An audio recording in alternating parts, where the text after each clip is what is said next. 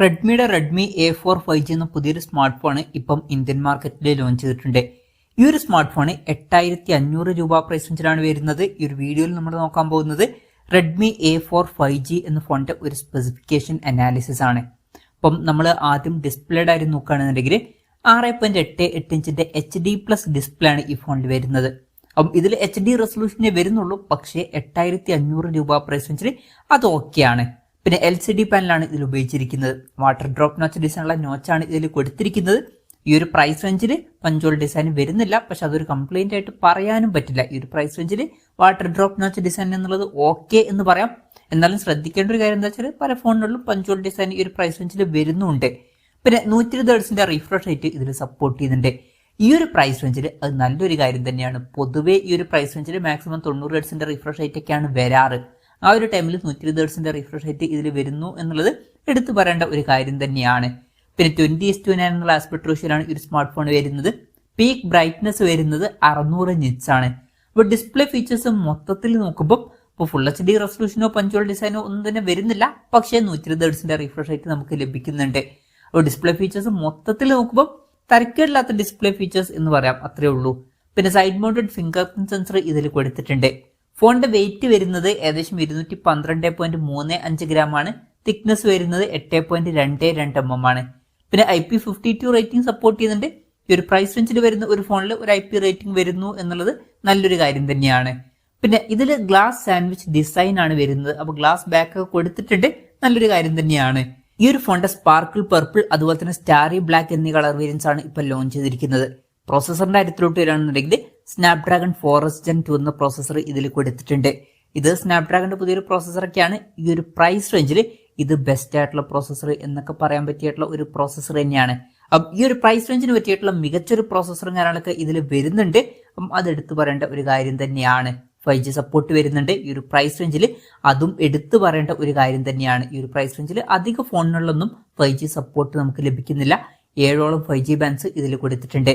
പിന്നെ base വേരിയന്റിൽ 4GB റാമും 64GB ഇന്റേണലുമാണ് വരുന്നത്.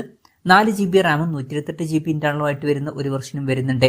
LPDDR4Xന്റെ റാമും UFS 2.2 സ്റ്റോറേജ് ടൈപ്പും കാര്യങ്ങളൊക്കെ ഇതിൽ കൊടുത്തിട്ടുണ്ട്.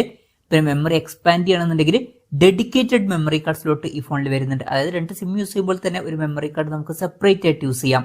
വെർച്വൽ റാം എന്നുള്ള ഫീച്ചർ ഇതിൽ വരുന്നുണ്ട്. അതായത് എക്സ്ട്രാ റാം വേണ്ട സമയത്ത് ഇന്റേണൽ മെമ്മറിയിൽ നിന്ന് കുറച്ച് മെമ്മറി എടുത്തിട്ട് അത് റാമായിട്ട് യൂസ് ചെയ്യുന്നതായിരിക്കും. അങ്ങനെ 4GB റാം വരെ എക്സ്ട്രാ നമുക്ക് ലഭിക്കുന്നതായിരിക്കും.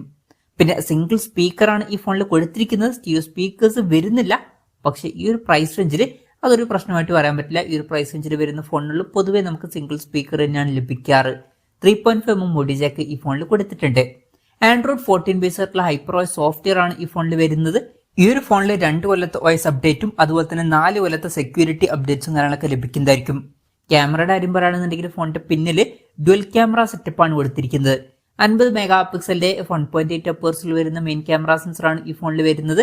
രണ്ടാമത് ഒരു AI സെൻസറും കൊടുത്തിട്ടുണ്ട്. പിന്നെ ഫ്രണ്ടിൽ 5 മെഗാ പിക്സലിന്റെ f2.2 അപ്പേഴ്സിൽ വരുന്ന സെൽഫി ക്യാമറയും വരുന്നുണ്ട്. അപ്പം ഈ ഒരു പ്രൈസ് റേഞ്ചിൽ ഓൺ പേപ്പർ തരക്കേടില്ലാത്തൊരു ക്യാമറ സ്പെസിഫിക്കേഷൻ വരുന്നുണ്ട് എന്ന് പറയാവുന്നതാണ്. ബാറ്ററിയുടെ കാര്യത്തിൽ 5160 mAh ബാറ്ററിയാണ് വരുന്നത്. പിന്നെ 18 വാട്ടിന്റെ ഫാസ്റ്റ് ചാർജിംഗ് സപ്പോർട്ട് കൊടുത്തിട്ടുണ്ട്. ഈ ഒരു പ്രൈസ് റേഞ്ചിൽ തരക്കേടില്ലാത്തൊരു ചാർജിംഗ് സ്പീഡൊക്കെ തന്നെയാണ് അത്. പിന്നെ Type-C ചാർജിംഗ് പോർട്ടും ഇതിൽ വരുന്നുണ്ട്. പിന്നെ ഫോണിന്റെ ബോക്സിൽ 33 വാട്ടിന്റെ ചാർജർ തന്നെ നമുക്ക് ലഭിക്കുന്നുണ്ട്. അപ്പോൾ തരക്കേടില്ലാത്തൊരു ബാറ്ററി സെറ്റപ്പ് ഇതിൽ വരുന്നുണ്ട് എന്ന് തന്നെ പറയാവുന്നതാണ്. അപ്പം ഇതൊക്കെയാണ് ഫീച്ചേഴ്സിനെ പറ്റി പറയാനുള്ള കാര്യങ്ങൾ. ഇനി വിലയുടെ കാര്യം പറയുകയാണെന്നുണ്ടെങ്കിൽ 4GB റാം 64GB ഇന്റേണൽ വെർഷന്റെ വില വരുന്നത് 8499 രൂപയാണ്. 4GB റാം 128GB ഇന്റേണൽ വെർഷന്റെ വില വരുന്നത് 9499 രൂപയാണ്. നവംബർ 27 മുതലാണ് ഫോണിന്റെ സെയിലും കാര്യങ്ങളൊക്കെ സ്റ്റാർട്ട് ചെയ്യുന്നത്. എന്തായാലും ഓവറോൾ നോക്കുകയാണെന്നുണ്ടെങ്കിൽ 8500 രൂപ പ്രൈസ് റേഞ്ചിൽ തന്നെ നമുക്ക് 5G സപ്പോർട്ട് ചെയ്യുന്ന ഒരു ഫോൺ കിട്ടുന്നുണ്ട്. അപ്പം ഈ ഒരു പ്രൈസ് റേഞ്ചിൽ വേറെ ഓപ്ഷനിൽ വരുന്നത് പോക്കോയുടെ M6 5G എന്ന സ്മാർട്ട് ഫോൺ മാത്രമാണ്. അപ്പം നിങ്ങൾക്ക് റെഡ്മിയുടെ ഭാഗത്തുനിന്ന് അത്യാവശ്യം തരക്കേടില്ലാത്ത 5G സപ്പോർട്ട് ചെയ്യുന്ന നല്ലൊരു ഫോൺ ഈ ഒരു പ്രൈസ് റേഞ്ചിൽ വേണമെന്നുണ്ടെങ്കിൽ ഈ ഫോൺ തീർച്ചയായിട്ടും കൺസിഡർ ചെയ്യാവുന്നതാണ്. അപ്പം എൻ്റെ ഒരു അഭിപ്രായത്തിൽ ഈ ഒരു പ്രൈസ് റേഞ്ചിൽ ഇത് അത്യാവശ്യം നല്ലൊരു ഫോണായിട്ടൊക്കെ തന്നെ കൺസിഡർ ചെയ്യാവുന്നതാണ്. എസ്പെഷ്യലി 5G സപ്പോർട്ട് ചെയ്യുന്നുണ്ട് എന്നുള്ള കാര്യം കൺസിഡർ ചെയ്യുമ്പം ബാക്കി ഫീച്ചേഴ്സും ഇതിൽ തരക്കേടില്ലാത്ത ആവറേജ് ആയിട്ടുള്ള ഫീച്ചേഴ്സ് ഒക്കെ തന്നെയാണ്. അപ്പം മൊത്തത്തിൽ നോക്കുമ്പോൾ ഈ ഒരു പ്രൈസ് റേഞ്ചിൽ കൺസിഡർ ചെയ്യാൻ പറ്റിയിട്ടുള്ള ഒരു ഓപ്ഷൻ തന്നെയാണ് റെഡ്മി A4 5G എന്ന സ്മാർട്ട് ഫോൺ. എന്തായാലും ഈ ഒരു ഫോണിനെ പറ്റിയിട്ടുള്ള നിങ്ങളുടെ അഭിപ്രായം ജസ്റ്റ് ഒന്ന് കമന്റ് ചെയ്യുക.